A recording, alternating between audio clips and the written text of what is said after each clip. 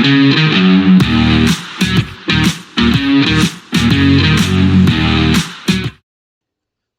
welcome back to the Supercoach Enough channel. In this video, we're going to update our team for the AFL Supercoach season for 2026. Probably about a week or so since the game opened. Actually, probably closer to 2 weeks, actually. Um, and yeah, been busy with the NRL stuff and all that. But yeah, the team's changed a bit. So I'll go through it with, I guess, the updated thoughts and bits and pieces of information I know, but there's definitely a lot of information out there for all concerned. Um, but D1 has changed, not in terms of this person wasn't in the team previously. It's more about who's left the team. But I've got Connor Rosie at D1, which means that I haven't got Nasiah Wanganeen Miller up. And so part of that was trying to minimise the premiums that are on the buy. I think I've still got one or two sprinkled in there at the current moment, but I just thought, well, yeah, there's a few sort of cheaper options I was keen on looking at, and I figured, well, if we can somehow, squeeze it, that yeah, the team in other positions has changed as well. So at the moment, he's the one that has made way. In saying that, um, I am considering an option which I might talk about at the end of the video. But D2 now, Colby McKercher, just waiting to see if he's getting the role that we hope he gets there at North. Bergman, another one who we are hoping for a nice role to provide a bit of value at 447. Kadeem Coleman, uh, assuming he's fit, he can surely find his way into the team there. Offers really great value.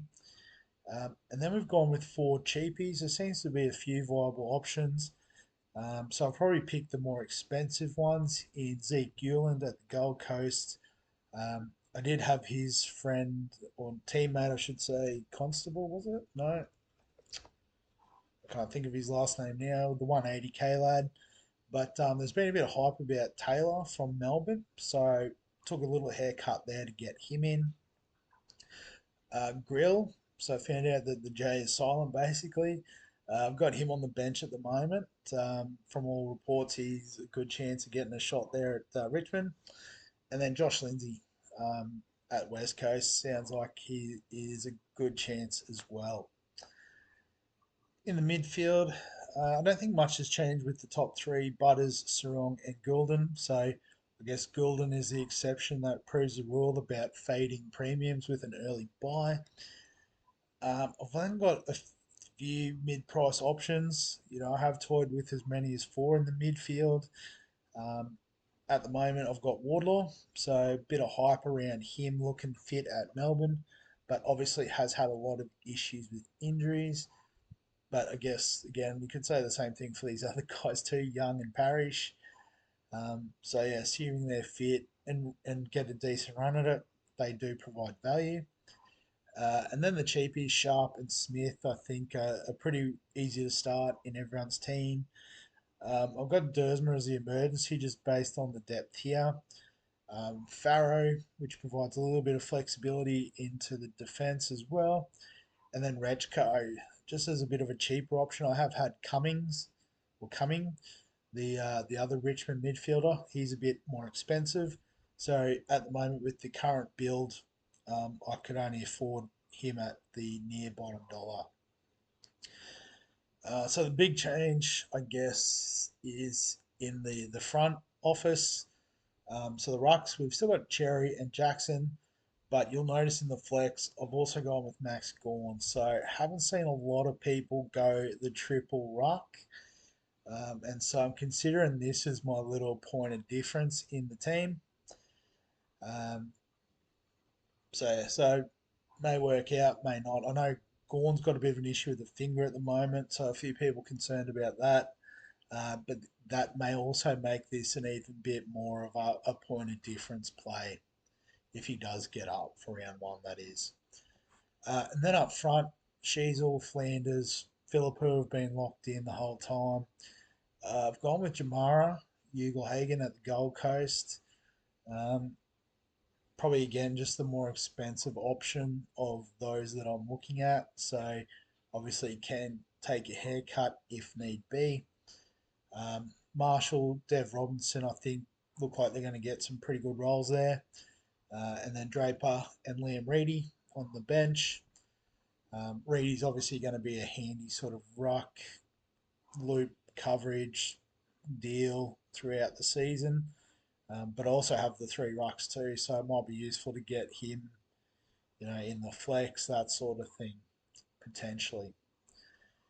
Yeah, so that's the team as it currently stands. I guess probably the one thing after looking at this team, it's been a couple of days since I've even looked at it, is, do we just get Nas back in?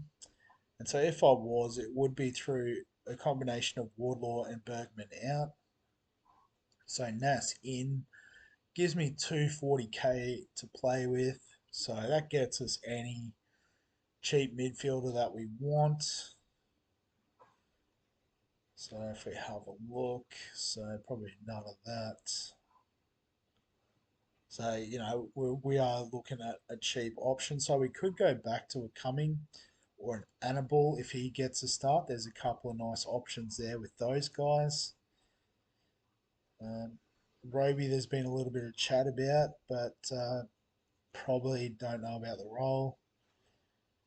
Harry Kyle's, yep, 6%. So I guess the guys that are somewhat popular, the ownership represents that. So Will Brody, obviously, if he gets up, he'll find a way into the team. But again, probably not banking on it at the moment. Finn McRae, another one who I'm not sure on if he actually gets the spot.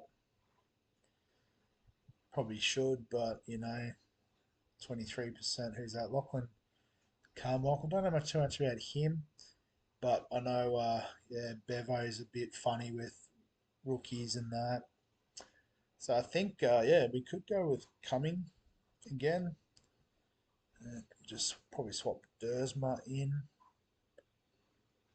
And so I think that's okay, and it does give us that extra bit of insurance at the back.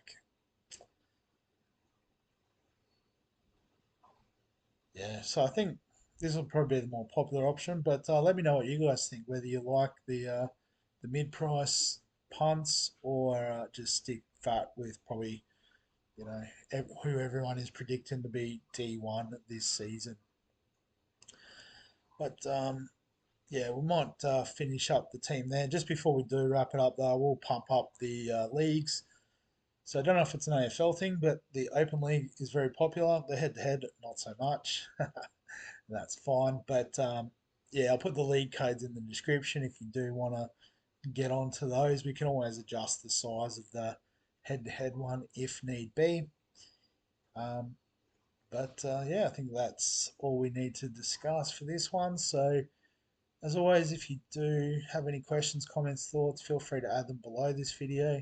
Give us a like if you enjoy the AFL content. Subscribe for all the fantasy sports content on the channel. And other than that, we'll catch you in the next one.